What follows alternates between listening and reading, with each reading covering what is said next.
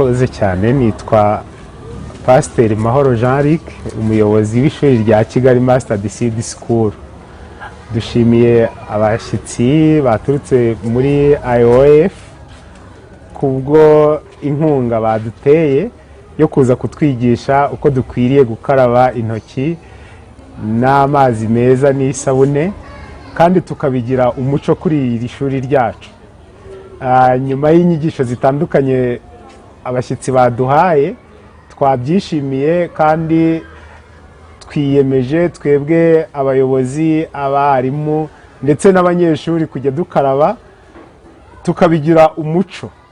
Kandi ntago ari twebwe gusa, dufite n'abandi bagenzi bacu b'abakristo basengera hano, nabo tuzabafasha kwiga uwo muco mwiza wo gukaraba intoki kugira ngo isuku ibe isoko y'ubuzima.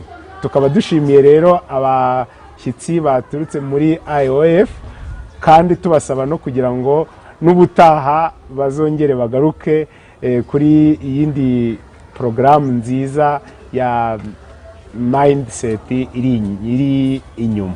Tukaba rero tubashimiye, tubasaba kugira ngo muzagaruke n'ubutaha. Thank you so much. My name is Sangwahinis, and I thank this program of IYF. I thank them for teaching us how to wash our hands.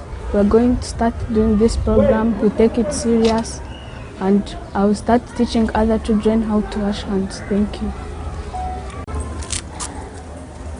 Nitwa Hirwerize, nkaba ndi chef w'ishuri rya P6.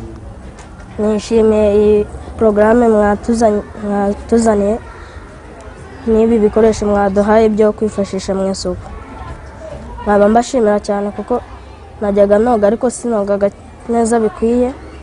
Rero ngiye gutangira guhera aka kanya ngiye noga neza, ngire n'abarumuna banjye bajye boga neza bikwiye, birinde indwara ziva mu kutagira isuku.